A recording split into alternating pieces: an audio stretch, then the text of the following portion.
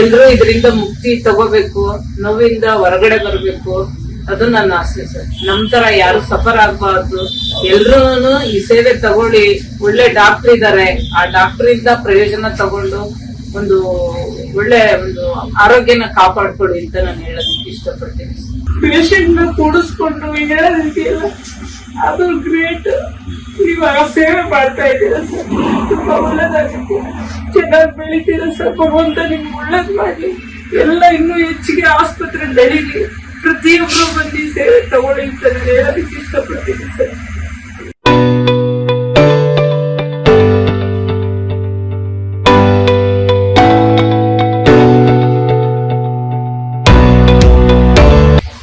ನಮಸ್ಕಾರ. ಒಂದು ಕೇಳಿತರ ಸಂಧಿವಾತ ನೋವುಗಳು ಅಂತ ಎಲ್ಲ ಕಡೆ ಹೋದಾಗ ಸಂಧಿವಾತ ಇದೆ, ನಿಮ್ಗೆ ವಾಸಿ ಆಗಲ್ಲ, ಲೈಫ್ ಟೈಮ್ ಹಂಗೆ ಇರ್ಬೇಕು, ನೀವು ಲಾಸ್ಟ್ ಮೊಮೆಂಟ್ ಅವ್ರು ಹಂಗೆ ಇರುತ್ತೆ, ಕರುಳಲ್ಲೇ ಇರುತ್ತೆ, ಹೊಟ್ಟೆಲೇ ಇರುತ್ತೆ, ಇದೆಲ್ಲ ಹೇಳಿರ್ತಾರೆ. ಆ ಸಂಧಿವಾತ ಸಮಸ್ಯೆಗೆ ಒಂದು 5-6 ಕಾರಣಗಳಿದೆ. ರುಮಟೆಡ್ ಆರ್ಥರೈಟಿಸ್ ಆಗ್ಬೋದು, ಆಂಟಿಸಿಸಿಟಿ ಪಾಸಿಟಿವ್ ಆಗ್ಬೋದು, ಅಥವಾ ಆಂಟಿಲಿಕ್ವಿರ್ ಆಂಟಿಬಾಡಿ ಪಾಸಿಟಿವ್ ಆಗ್ಬೋದು. ಈ ತರ ಒಂದು 5-6 ತರ ಕಂಡೀಷನ್ಸ್ ಅಂತ ಅದು ಇರ್ತಕ್ಕಂತ ನಮ್ಮ ಹತ್ರ ಒಂದು ಪೇಷಂಟ್ ದಾಕ್ಷಾಯಣಿ ಅಂತ ಅವರು ಮೊನ್ನೆ ಒಂದು ವಾರದಲ್ಲಿ ಹಿಂದೆ ಬಂದ್ರು, ಅಡ್ಮಿಟ್ ಮಾಡ್ಕೊಂಡಿದ್ವಿ. ಅವ್ರಿಗೆ ಎಲ್ಲಾ ಜಾಯಿಂಟ್ಸ್ ಪೇನ್ ಇತ್ತು, ಬಾಡಿಲಿರೋ ಎಲ್ಲಾ ಜಾಯಿಂಟ್ಸ್ ಇನ್ಕ್ಲೂಡಿಂಗ್ ಟೋಸ್, ಕಾಲ್ ಬೆರಳಿಂದ ಹಿಡಿದು ಶೋಲ್ಡರ್ ಇಂದ ಹಿಡಿದು ಮಂಡಿ ಎಲ್ಲಾ ಜಾಯಿಂಟ್ಸ್ ಪೇನ್ ಇತ್ತು. ಅವ್ರಿಗೆ ಹೆಂಗೆ ಕಡಿಮೆ ಆಯ್ತು, ಯಾವ ತರ ಅಂತಕ್ಕಂಥದ್ದನ್ನ ಅವರ ಒಂದು ಬಾಯಲ್ಲಿ ಕೇಳೋಣ. ನಮಸ್ತೆ, ನನ್ನ ಹೆಸರು ದಾಕ್ಷಾಯಿಣಿ ಅಂತ. ನನಗೆ 61 ವರ್ಷ ವಯಸ್ಸು. ನಾನು ರೊಮಟೈಡ್ ಆರ್ಥರೈಟಿಸ್ ಅಂತ ಹೇಳಿ ನನಗೆ ರೆಕಗ್ನೈಸ್ ಆಗಿ ಒಂದು 11 ಇಯರ್ಸ್ ಆಯ್ತು. 11 ಇಯರ್ಸ್ ಇಂದ ತುಂಬಾನೇ ಸಫರ್ ಪಟ್ಟಿದ್ದೀನಿ. ಬಹಳ ಹಾಸ್ಪಿಟ್ಲ್ಗಳೆಲ್ಲ ತೋರಿಸಿದೀನಿ. ಮತ್ತೆ ಹೋಮಿಯೋಪತಿ ಮೆಡಿಸಿನ್ ಎಲ್ಲ ತಗೊಂಡೆ, ಆಯುರ್ವೇದಿಕ್ ತಗೊಂಡೆ. ಎಲ್ಲ ತಾತ್ಕಾಲಿಕವಾಗಿ ಕಡಿಮೆ ಆಗ್ತಾ ಇತ್ತು, ಮತ್ತೆ ಜಾಸ್ತಿ ಆಗ್ತಾ ಇತ್ತು. ಸೀಸನ್ ಬಂದ್ರೆ, ಕೋಲ್ಡ್ ಸೀಸನ್ ಬಂದ್ರೆಲ್ಲ ತುಂಬಾನೇ ನನಗೆ ಜಾಸ್ತಿ ಆಗ್ತಿತ್ತು, ಸಫರ್ ಆಗ್ತಿದ್ದೆ. ನನ್ನ ಕೆಲಸ ನಾನು ಮಾಡ್ಕೊಳಕ್ಕೂ ಕಷ್ಟ ಆಗ್ತಿತ್ತು. ಇದಕ್ಕೆ ಬಂದ್ಮೇಲೆ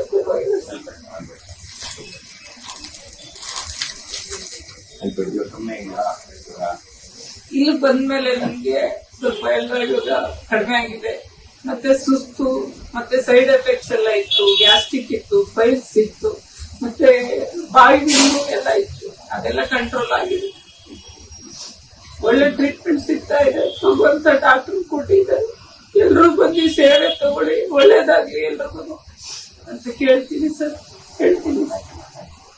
ಸೊ ನಿಮ್ಗೆ ಇದು 11 ವರ್ಷದಿಂದ ಹೆಂಗ್ ಸ್ಟಾರ್ಟ್ ಆಯ್ತು ಸರ್? ಗೊತ್ತಿಲ್ಲ, ನನ್ಗೆ ಫಸ್ಟ್ ಇಮ್ಡಿ ನೋವು ಕಾಣಿಸ್ತಿತ್ತು.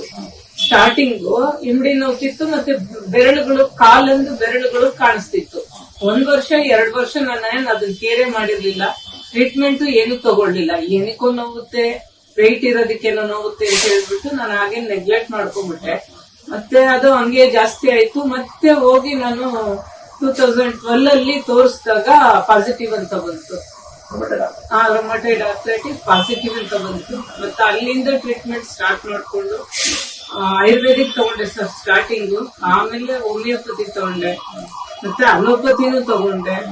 ಎಕ್ಸಿಕ್ಯೂಸ್, ಸಾವರ್ಡಿಯಸ್ ಇದನ್ನೆಲ್ಲ ಕೊಟ್ಟಿದ್ರು, ತಗೊಳ್ತಾ ಇದ್ದೆ. ಸುಮಾರು ದುಡ್ಡೆಲ್ಲ ಖರ್ಚು ಮಾಡಿ ತಗೊಂಡು ಎಲ್ಲ ಆಗಿದೆ ಸರ್.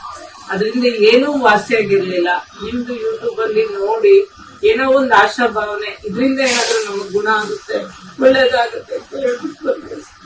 ನಿಮ್ಗೆ ಬಂದಾಗ ಇಲ್ಲಿ ನಿಮ್ಗೆ ನೋಡ್ಬಿಟ್ಟು ಹೆಂಗೆ ನಂಬಿಕೆ ಬಂತು, ಹೆಂಗೆ ಟ್ರೀಟ್ಮೆಂಟ್ ಯೂಸ್ ಮಾಡ್ಕೊಂಡು ಸರ್? ಹೆಂಗೆ ಅಂತ ಹೇಳಿದ್ರೆ, ನಿಮ್ದು ಯೂಟ್ಯೂಬ್ ಅಲ್ಲಿ ಎಲ್ಲರೂ ಟ್ರೀಟ್ಮೆಂಟ್ ತಗೊಂಡು ಅವರ ಅಭಿಪ್ರಾಯ ಅನಿಸಿಕೆಗಳನ್ನ ಶೇರ್ ಮಾಡ್ತಾ ಇದ್ರು. ಸರಿ, ಅವರಿಗೆಲ್ಲ ನೋಡಿ ಒಳ್ಳೇದಾಗಿದೆ, ನಮಗೂ ಒಳ್ಳೇದಾಗುತ್ತೆ ಅನ್ನೋ ಒಂದು ಕಾನ್ಫಿಡೆಂಟ್ ಇಂದ ಬಂದೆ ಸರ್. ಅದರಿಂದ ನನಗೆ ತುಂಬಾ ಇಲ್ಲಿ ಬಂದ್ಮೇಲೆ ಸರ್ ನನಗೆ ಒಂದು ಏನು ಅಂದ್ರೆ ಚೈತನ್ಯ ಬಂದಂಗಾಗಿದೆ.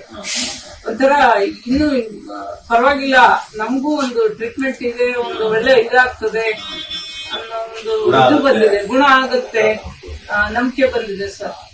ನ್ಯೂಟ್ರಿಷನ್ ಕೊರತೆ ಮತ್ತೆ ನಮ್ಮ ಜೀವನ ಶೈಲಿ ಇದೆಲ್ಲ ನಮಗೆ ಸರಿ ಮಾಡ್ಕೊಂಡಾಗ ಯಾವ ರೀತಿ ನಾವು ಇದು ಮಾಡ್ಕೋಬಹುದು, ಕಾಯಿಲೆಯಿಂದ ಹೊರಗಡೆ ಬರ್ಬೋದು ಅನ್ನೋದನ್ನ ಇಲ್ಲಿ ನೀವು ಇದು ಮಾಡಿದ್ದೀರಾ, ಹೇಳಿದ್ದೀರಾ ಸರ್. ನಿಮ್ಗೆ ಏನೇನ್ ಕೆಲಸ ಮಾಡಕ್ಕಾಗ್ತದೆ? ನೋವು ಬರ್ತಾ ಜಾಸ್ತಿ ಆಗ್ತಾ ಉಂಟಲ್ಲ ಸರ್? ಏನು ಅಂದ್ರೆ ನಾನು ಸ್ಯಾರಿ ಹಾಕೊಳಕ್ ಆಗ್ತಾ ಇರ್ಲಿಲ್ಲ ಸರ್. ಸ್ಯಾರಿ ಹಾಕೊಳಕ್ಕೆ ಆಗ್ತಾ ಇರ್ಲಿಲ್ಲ. ಮೆಟ್ಲು ಹತ್ತೋದು ಇಳಿಯೋದು ತುಂಬಾನೇ ಇದಾಗ್ತಿತ್ತು. ನನ್ ಕೆಲ್ಸ ನಾನ್ ಮಾಡ್ಕೊಳ್ಳೋದು ಕಷ್ಟ ಆಗ್ತಿತ್ತು. ನಿಧಿ ಇಲ್ಲ ಮಾಡ್ಕೋಬೇಕಾಗಿ.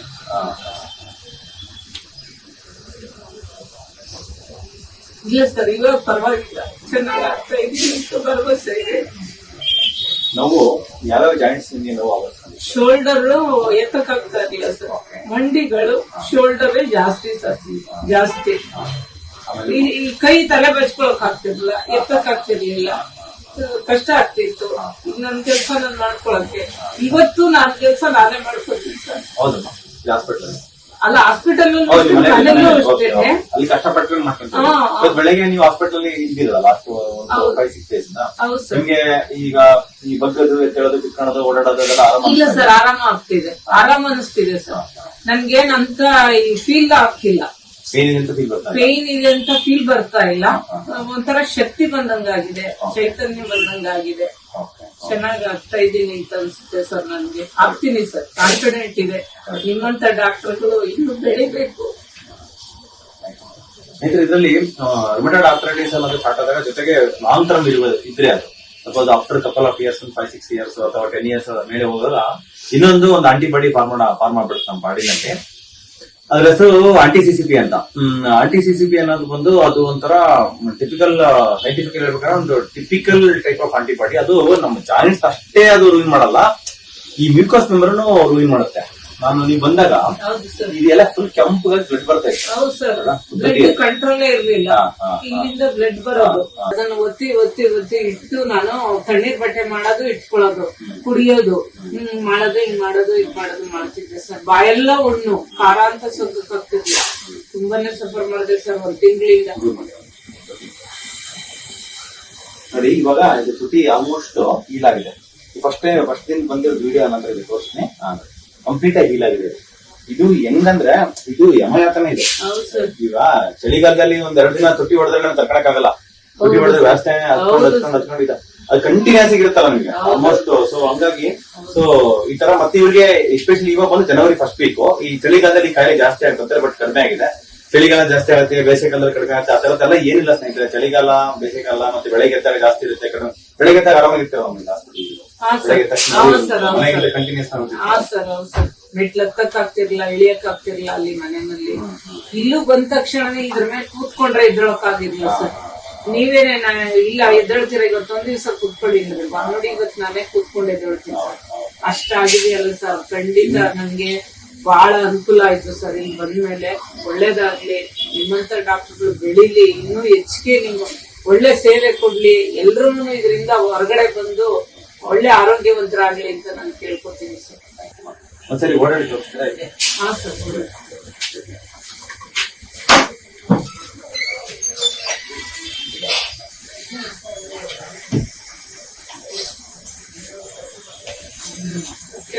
ಆಗ್ತಾರೆ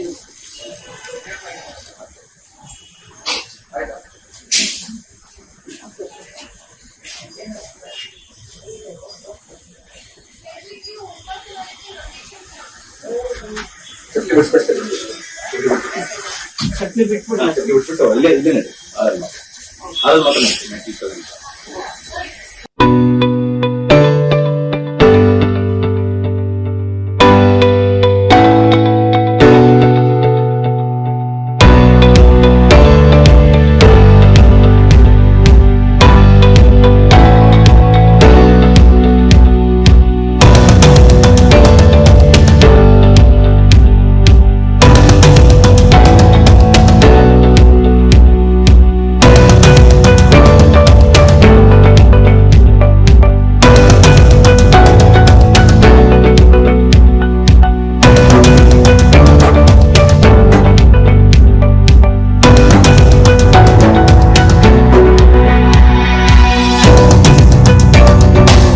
ಸರ್ ಮಾಡೋದು ಅದ್ರ ಏನಾದ್ರು ಮಾಡಿ ಸ್ವಲ್ಪ ರಿಲೀಫ್ ಮಾಡ್ತಿಲ್ಲ.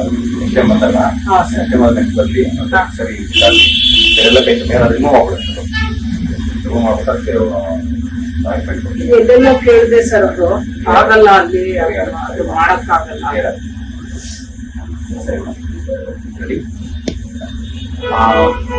ಹೆಂಗ್ ನಡೆದ್ರಿ? ಪರವಾಗಿಲ್ಲ sir. ನಡೆದೆ.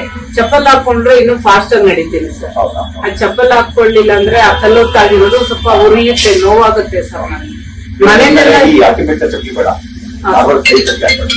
Okay sir. Normal plain ಚಪ್ಪಲಿ ಸಿಗುತ್ತೆ, ಹಾ ಅವನ್ನೇ ಹಾಕ್ಬೇಡಿ ಸರ್. ಹಾ ಸರ್, ಆಮೇಲೆ ಹೇಳಿ. ಓಕೆ, ನಿಮ್ಮ ಯೂಟ್ಯೂಬ್ ವೀಕ್ಷಕರಿಗೆ ಏನು ಇಷ್ಟಪಡ್ತೀರಾ? ಯೂಟ್ಯೂಬ್ ವೀಕ್ಷಕರಿಗೆ ಇಲ್ಲಿ ಒಳ್ಳೆ ಟ್ರೀಟ್ಮೆಂಟ್ ಸಿಗುತ್ತೆ. ಜಾಯಿಂಟ್ಗೆ ಯಾವುದೇ ನೋವಿರ್ಲಿ, ದೇಹದಲ್ಲಿ ಯಾವುದೇ ನ್ಯೂನತೆ, ಕೊರತೆಗಳು ಮತ್ತೆ ನೋವುಗಳು, ತುಂಬಾನೇ ನೋವಿರುತ್ತಲ್ಲ ಸರ್, ಸಫರ್ ಮಾಡ್ತಾ ಇರ್ತಾರೆ, ಎದ್ದೇಳೋಕಾಗಲ್ಲ, ಕೂತ್ಕೊಳ್ಳೋಕಾಗಲ್ಲ, ಬಹಳ ಚಿಂತೆ ಮಾಡ್ತಿರ್ತಾರೆ, ಅದರಿಂದ ಡಿಪ್ರೆಷನ್ಗೆ ಹೋಗ್ಬಿಡ್ತಾರೆ, ತುಂಬಾನೇ ಅವರು ಇದಾಗ್ತಾ ಇರ್ತಾರೆ. ಹಾಗಾಗಿ ಅಂತವ್ರೆಲ್ಲ ಬಂದು ಇಲ್ಲಿ ಟ್ರೀಟ್ಮೆಂಟ್ ತಗೋಬೇಕು. ಒಳ್ಳೆ ಡಾಕ್ಟ್ರು, ಒಳ್ಳೆ ಇದು ಸೇವೆ ಸಿಗ್ತಿದೆ, ಒಳ್ಳೆ ಸಿಬ್ಬಂದಿ ವರ್ಗ ಇದೆ, ಪ್ರತಿಯೊಂದು ಇಲ್ಲಿ ಚೆನ್ನಾಗಿ ನೋಡ್ಕೋತಾರೆ. ಡಾಕ್ಟ್ರು ದೇವರ ಸಮಾನವಾಗಿ ಎಲ್ಲರನ್ನು ಪ್ರೀತಿಯಿಂದ ನೋಡ್ಕೋತಾರೆ, ಹತ್ತಿರದಿಂದ ಅವರೆಲ್ಲ ಕಷ್ಟ ಸುಖಗಳಿಗೆ ಸ್ಪಂದಿಸ್ತಾರೆ. ಅದಂತೂ ನನಗೆ ತುಂಬಾ ಖುಷಿ ಆಯ್ತು ಸರ್. ಬೇರೆ ಏನಾದ್ರೂ ಆಗಿರ್ಲಿ, ಪೇಷಂಟ್ ನ ಕೂಡಿಸ್ಕೊಂಡು ಹೇಳೋದಿದೆಯಲ್ಲ, ಅದು ಗ್ರೇಟ್. ನೀವು ಆ ಸೇವೆ ಮಾಡ್ತಾ ಇದ್ದೀರಾ ಸರ್, ತುಂಬಾ ಒಳ್ಳೇದಾಗುತ್ತೆ. ಚೆನ್ನಾಗಿ ಬೆಳಿತೀರಾ ಸರ್, ಭಗವಂತ ನಿಮ್ಗೆ ಒಳ್ಳೇದ್ ಮಾಡ್ಲಿ. ಎಲ್ಲ ಇನ್ನೂ ಹೆಚ್ಚಿಗೆ ಆಸ್ಪತ್ರೆ ಬೆಳೀಲಿ, ಪ್ರತಿಯೊಬ್ರು ಬಂದು ಸೇವೆ ತಗೊಳ್ಳಿ ಅಂತ ನಾನು ಹೇಳೋದಕ್ಕೆ ಇಷ್ಟಪಡ್ತೀನಿ ಸರ್. ನೀವು ಇನ್ನೂ ವಾಸಿ ಆಗ್ತೀರಾ, ಇನ್ನೂ ಗುಣ ಆಗುತ್ತೆ ಈ ಕಾರ್ಯ. ಇನ್ನು ನನ್ಗನ್ಸ್ತೇನೆ ಒಂದು 50% ಅಷ್ಟೇ ರಿಲೀಫ್ ಆಗಿರೋದು. ಹಾ ಸರ್. ಇನ್ನು ಕಮಿಂಗ್ ಮಂತ್ ಅಲ್ಲಿ, 1 ಮಂತ್ ಆದ್ಮೇಲೆ ನಿಮ್ ನೋಡ್ರೆ ನಿಮ್ ಬಾಡಿ ನಾನೇ ಹಿಂಗ್ ಪೈನ್ ಅಂತ ಅಳ್ತಾ ಇದ್ನ, ಪೈನ್ ಅಂತ ನಾನೇ ಡಿಪ್ರೆಷನ್ ಹೋಗ್ಬಿಟ್ಟಿದ್ನ ಅಂತ. ಯಾಕಂದ್ರೆ ಮನುಷ್ಯನ್ಗೆ ಹೌದು ಸರ್. ದೇಹಕ್ಕೆ ನೋವು ಬಂದ್ಬಿಟ್ರೆ ಮನಸ್ಸು ಡಿಪ್ರೆಷನ್ ಹೋಗ್ಬಿಡುತ್ತೆ, ಹೌದು ಮನಸ್ಸು ಸರ್. ನೋವು ಆಗ್ಬಿಡುತ್ತೆ. ಯಾಕಂದ್ರೆ ಅವ್ರು ಮಾಡ್ಕೊಳ್ತಕ್ಕಂಥ ಕೆಲಸ ಮಾಡ್ಕೊಳಕ್ಕಾಗಲ್ಲ, ಇನ್ನೊಬ್ರು ಅವಲಂಬಿತರಾಗಬೇಕು. ನಾನು ಇಷ್ಟು ಓಡಾಡ್ಕೊಂಡು ಚೆನ್ನಾಗಿದೆ, ಸೊ ಹಿಂಗೆ ಡಿಪ್ರೆಷನ್ ಹೋಗ್ಬಿಡ್ತೀವಿ. ಆ ಡಿಪ್ರೆಷನ್ ದೇಹದಲ್ಲಿರ್ತಕ್ಕಂಥ ನೋವು ಸರಿ ಆಗ್ಬಿಟ್ರೆ ಮನಸ್ಸು ಆಟೋಮೆಟಿಕ್ ಫ್ರೀ ಆಗುತ್ತೆ. ಹೌದು ಸರ್. ಮನಸ್ಸಲ್ಲಿ ಎಷ್ಟೇ ಕಷ್ಟಗಳು ಫೇಸ್ ಮಾಡ್ಕೊಂಡ್ಬಿಡುತ್ತೆ ಮನಸ್ಸು. ದೇಹ ಒಂದು ಜರ್ಜರಿತ ಹೋಗ್ಬಿಟ್ರೆ ಹೌದು ಸರ್. ಅದು ಇವನ್ ನಮ್ಗೆ ಲೆಟರ್ಗೆ ಹೋಗಕ್ ಕಷ್ಟ, ಹೌದು ಸರ್. ಸ್ನಾನ ಮಾಡಕ್ಕೂ ಕಷ್ಟ, ಅಡುಗೆ ಮಾಡ್ಕೊಳಕ್ ಕಷ್ಟ, ಅನ್ನೋ ಇರುವಾಗ ಊಟ ಮಾಡಕ್ಕೂ ಕಷ್ಟ, ಅನ್ನೋ ಇರುವಾಗ ಕಷ್ಟ ಆಗುತ್ತೆ. ಸರಿ, ಇನ್ನೂ ಚೆನ್ನಾಗಿದ್ದೀರಾ, ಹಿಂಗೆ ಭಗವಂತ ನಿಮ್ಗೆ ಇನ್ನೂ ಹೀಲಿಂಗ್ ಪವರ್ ಕೊಡ್ಲಿ ನಿಮ್ ದೇಹಕ್ಕೆ ಅಂತ ಹೇಳ್ತಾ. ಖಂಡಿತ ಸರ್. ನಿಮ್ಮ ಆಶೀರ್ವಾದ ಭಗವಂತ ಒಳ್ಳೇದಾಗ್ಲಿ, ಎಲ್ರಿಗೂ ಒಳ್ಳೇದ್ ಮಾಡ್ಬೇಕು ಸರ್. ಎಲ್ರು ಇದರಿಂದ ಮುಕ್ತಿ ತಗೋಬೇಕು, ನೋವಿಂದ ಹೊರಗಡೆ ಬರ್ಬೇಕು, ಅದು ನನ್ನ ಆಸೆ ಸರ್. ನಮ್ ತರ ಯಾರು ಸಫರ್ ಆಗ್ಬಾರ್ದು, ಎಲ್ರು ಈ ಸೇವೆ ತಗೊಳ್ಳಿ. ಒಳ್ಳೆ ಡಾಕ್ಟರ್ ಇದಾರೆ, ಆ ಡಾಕ್ಟರ್ ಇಂದ ಪ್ರಯೋಜನ ತಗೊಂಡು ಒಂದು ಒಳ್ಳೆ ಒಂದು ಆರೋಗ್ಯನ ಕಾಪಾಡ್ಕೊಡಿ ಅಂತ ನಾನು ಹೇಳೋದಕ್ಕೆ ಇಷ್ಟಪಡ್ತೀನಿ. Thank you. Thank you sir. Thank you very much sir. Thank you.